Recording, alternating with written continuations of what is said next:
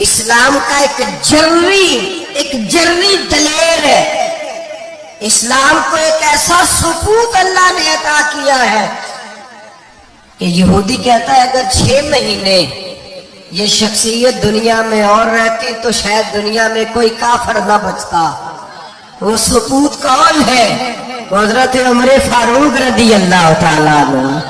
میرے نبی پاک علیہ السلام نے فرمایا میرے بعد کو نبی ہوتے تو خطاب کے بیٹے عمر ہوتے. لو کان نبی بعد لکان عمر ابن خطاب. میرے بعد کوئی نبی ہوتے تو خطاب کے بیٹے عمر ہوتے. تاریخ کا حوالہ اٹھا رہا ہوں، ایک برق الٹ رہا ہوں. اس عمر فاروق کو در رسول پر لانے والی، اس عمر کو اللہ کے گھر کی طرف رستہ دکھانے والی، اس فاروق اعظم کو دین کا سپاہی بنانے والی یہ کوئی اور نہیں ہے، یہ عمر فاروق کی ہمشیرہ ہے. یہ جناب عمر کی بہن ہے. بہن نے بھائی کی کایا ہی پلٹ ڈالی. بہن نے ذمہ داری کا احساس کیا. بہن نے ذمہ داری کا احساس کیا تو اس رنگ میں قرآن پڑھا کہ فاروق اعظم فرماتے ہیں میرے دل سے کفر دور کر کے مجھے رسول اللہ کا غلام بنا دیا ہے. بہن اگر ذمہ داری کا احساس کرے، بہن اگر ذمہ داری کا احساس کرے. حضرت عمر فرماتے، حضرت عمر کہتے ہیں میری ایک نوکرانی نے، کنیزہ نے کلمہ پڑھا، میں اسے دروں سے مارا کرتا. میں تلوار لے کے گھر سے نکلا حضور کو شہید کرنے، تو مجھے کسی صحابی نے کہہ دیا تو حضور کو شہید کرنے جا رہا ہے، گھر کی تو خیر منا، تیری بہن اور بہنوئی بھی کلمہ پڑھ گئے. کہتے میں گیا، باہر دروازے پہ تھا تو میری ہمشیرہ اندر قرآن پاک کی تلاوت کر رہی تھی. فاطمہ بنت خطاب، فاطمہ بنت، کتنا پسند ہے یہ نام صحابہ، کس نے رکھا ہوا ہے. فاطمہ بنت خطاب تلاوت کر رہی تھی، سعید بن زید بہنوئی بھی تلاوت سن رہے تھے. فرماتے میں نے قرآن سن لیا، دروازے پہ دستک دو جی.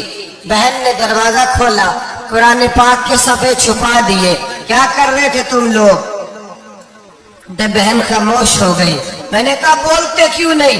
مجھے کسی نے بتلایا ہے تم نے کلمہ پڑھا ہے. تو کہتے میری بہن جو مجھ سے اتنا پیار کرتی تھی کہ کبھی بولی نہیں تھی، کبھی بازوں میں کہتا تھا ہو جاتا تھا، آج میں نے اس بہن کی آنکھوں میں توحید کی لذت دیکھی، اس کی پیشانی میں سجدے کا نور دیکھا، اس کے لب و لہجے میں رسول اللہ کی شریعت کی چھاپ دیکھی. تو میری بہن کہنے لگی عمر تم نے جو سنا ہے سچ سنا ہے. اب میں اور میرا خامد مصطفیٰ کے نوکر ہیں، اب ہم دین کے پیروکار ہیں. اتنے زور سے تماچا مارا، میں گر گئی. میرے خامد کو مارا پیٹا، کبھی جھگڑا نہیں ہوا تھا، آج پہلے دن عمر نے مارا. میری پیشانی سے خون نکلا، اٹھ کے کھڑی ہوئی. میں نے کہا تو مجھے جان سے پیارا بھائی ہے، زندگی بھر تیرے سامنے کبھی میں نے کلام نہیں کیا، لیکن عمر یہ توحید کی بات ہے، یہ رسول اللہ کی بات ہے.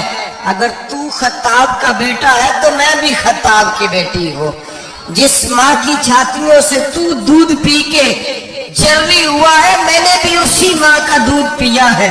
جتنی طاقت ہے تو لڑا لے، جتنی ہمت ہے تو مار لے، لیکن اب میں رسول اللہ کا دامن نہیں چھوڑوں گی.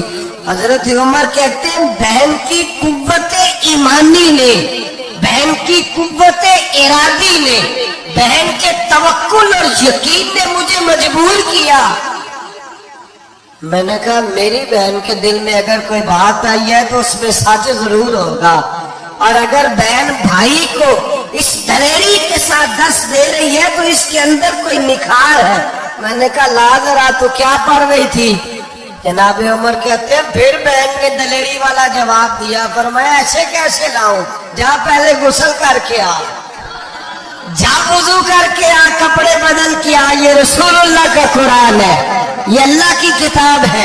بے وضو بے غسل نہیں پڑھی جا سکتی. فرماتے میں غسل کر کے کپڑے بدل کے جو بیٹھا، بہن نے قرآن پڑھا. बहन ने कुरान पढ़ा। अल्लाह करे बहनें भाइयों को कुरान सिखाने लगे, अल्लाह करे बहनें भाइयों को हदीस सिखाने लगे, अल्लाह करे बहनें अपने भाइयों को रसूलुल्लाह के दर पर झुकाने लगे, अल्लाह करे बहन कहने लगी आजा मिल करके दोनों दीन की। बहन ने कुरान पढ़ा, फारूक आजम रो रो के निढाल हो गए। हजरत उमर कहते हैं बहन की जुबान से चंद आयतें सुनी तो मैंने कहा मुझे बांध लो, हाथ बांध लो, मैं हुजूर को कत्ल करने के इरादे से आया था ना, मुझे बांध लो। करो आया सा मार मुकामने लो, हुन मैनू मार दे ले चलो, मते उमर दी उमर बर्बाद होवे जिथे उमर सवार दे ले चलो। अब मुझे ले जाओ दरे रिसालत बाप। एक बहन ने जिम्मेदारी का एहसास किया तो हजरत उमर